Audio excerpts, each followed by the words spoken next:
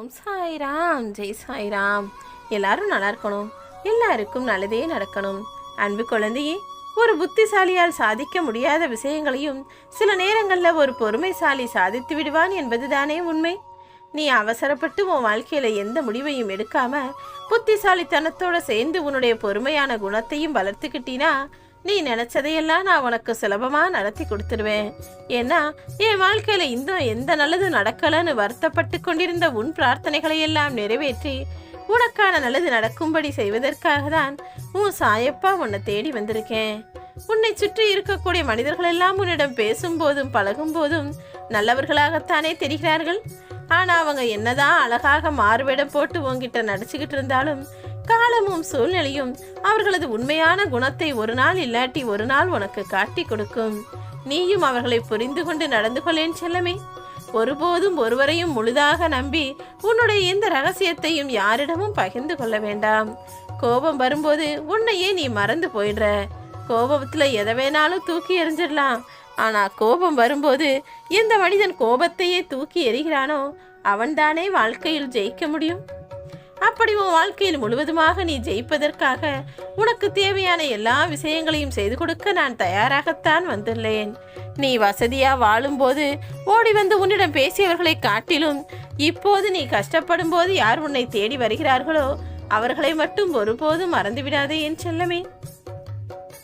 மனிதர்களுடைய வாழ்க்கையில நல்ல எண்ணம் கொண்டவர்களை சந்திப்பதை காட்டிலும் தீய எண்ணங்களும் குத்தி காட்டி பேசுகிற மனிதர்களும் தானே நித்தமும் சந்திக்க வேண்டியதாக இருக்கிறது.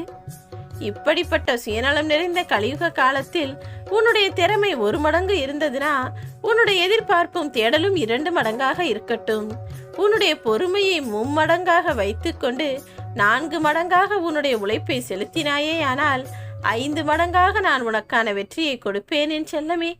இனி ஒருபோதும் நீ தோல்வியடையவோ சோர்ந்து போகவோ மாட்ட. ஏன்னா உன் கூடவே இருந்து உனக்கான வெற்றிக்கான வழியை உன் சாயப்பா நான் காட்ட போறேன். சில நேரங்கள்ல மற்றவர்கள் வருவார்கள், அவங்க நமக்கு வந்து துணையா நிற்பாங்க, நமக்காக வந்து உதவி செய்வாங்கன்னு மற்றவர்களை எதிர்பார்ப்பதை காட்டிலும் யாரையும் எதற்கும் எதிர்பார்க்காமல் நீ தனியாய் போவதுதான் சிறப்பானதாக இருக்கும். யாரையும் காயப்படுத்தாத உனது புன்னகை என்பது எனக்கு மிகவும் பிடிச்ச விஷயம். அந்த புன்னகையை மனதிற்குள் வைத்துக்கொண்டே எந்த பொறுமையையும் இழந்து விடாமல் உனக்கான வேலைகளை செஞ்சுக்கிட்டே இரு. போராடிக்கொண்டே வாழ்ந்து கொண்டிருக்கும் உன் வாழ்க்கையில் தோல்வியும் ஒரு நாள் தோற்று போகத்தான் போகுது என் செல்லமே. உன்னை குறை சொன்ன மனிதர்களுக்கெல்லாம் நன்றி சொல்லிக்கொண்டே இரு. ஏன்னா அவர்கள் மூலமாக தானே இப்போது உன் வாழ்க்கையில் உயர்வை பெறப் போகிறாய். அவர்கள் எதெல்லாம் உன்கிட்ட குறை குத்தம்னு சொன்னாங்களோ அது எல்லாவற்றையும் சரி செய்யக்கூடிய அளவில் உன் வாழ்க்கையில வசந்த காலம் வரப்போகுது. இனி நீ யாரை நினைச்சும் எதுக்காகவும் கவலைப்பட அவசியமே இல்லாத அளவுக்கு உன் வாழ்வில் எல்லா சிறப்பம்சங்களும் வந்து சேரப்போகுது. நீ நினைச்சதெல்லாம் உன் விருப்பப்படியே உன் வாழ்வில் அரங்கேற போகுது செல்லமே. இனி எதற்கும் கவலை கொள்ளாதே. நான் உனக்கு கொடுத்த எல்லா வாக்குறுதிகளையும் நிறைவேற்றுவதற்கான நல்ல நேரம் வந்துடுச்சு.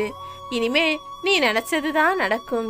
நீ என்னிடம் ஆசைப்பட்டு கேட்டதுதான் உன் வாழ்க்கையில உன்னிடம் வந்து சேரப்போகுது. எல்லாவற்றையும் உன் விருப்பம் போலவே நிறைவேற்றி கொடுக்க நான் தயாராகிவிட்டேன். உன்னை நீயே செதுக்கிக் கொள்ளக்கூடிய அளவிற்கு கஷ்டங்களையும் இன்பங்களையும் ஒளியின் வழியாக நினைச்சு ஏற்றுக்கொண்டாய்தானே. அதற்கான பிரதிபலனை இப்போது உன் வாழ்க்கையில கொடுப்பேன்.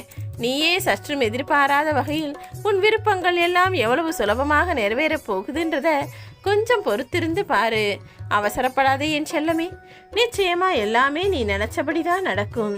என்ன நடக்குதோ நடக்கலையோ எதை பத்தியும் கவலைப்படாம நடப்பதெல்லாம் நல்லதுக்கு தான் மனசுக்குள்ள எண்ணத்தை வரவழைத்துக்கொள். நீ நினைச்சதும் நிச்சயமாக ஒரு நாள் நல்லபடியாக நடக்கும்.